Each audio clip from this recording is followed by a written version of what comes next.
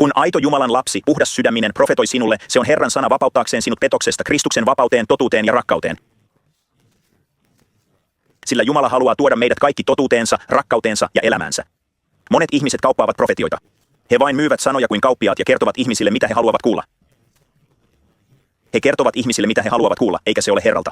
Kyllä, heillä on lahja, mutta se ei ole Herralta, koska silloin he eivät koskaan muutu. He luulevat, että voivat jatkaa elämäänsä ja silti saada hienoja profeetallisia sanoja. Joo kyllä, Jumala siunaa minua sitä ja tätä, ja arvaa mitä, vihollinen todellakin siunaa heitä, joten he voivat jatkaa elämäänsä, koska vihollinen kuulee kaiken. Vihollinen kuulee sen tekaistun profetian. Joo kyllä, olet luova, sitä ja tätä, ja se voi olla totta heidän luovuutensa osalta, mutta he eivät muutu, eivätkä he elä Kristuksessa. Joten vihollinen tulee, käyttää tuota sanaa ja pitää henkilön petoksessa, jotta hän ei koskaan pääse vapauteen Kristuksessa. He eivät koskaan löydä totuutta, eivätkä ymmärrä, että heidän täytyy luopua elämästään, kieltää itsensä ja tuoda esiin hänen täydellinen valtakuntansa maan päällä, hänen täydellinen rakkautensa. Voi profetiassa on nykyään niin paljon petosta, juuri nyt maan päällä on niin paljon vääristymiä. Se on pelottavaa kaikille, me monille ihmisille tuolla. Siksi jaan teille tämän elämän sanan. Välitän tämän sanan totuuden pyhältä hengeltä, että teidän pitää olla varovaisia. Teidän pitää olla varovaisia. Hei, nyt teidän kaikkien pitää olla varovaisia. Teidän kaikkien pitää olla varovaisia. Okei? Tosi profetia. Hei, Jeesus on profetian henki. Joten aito profetia puhdas sydämiseltä, joka tuntee Herran ja jonka kautta totuuden henki puhuu selkeästi, johtaa sinut aina vapauteen Kristuksessa ja hänen rakkautensa siihen, kuka olet, identiteettiisi Kristuksessa. Amen.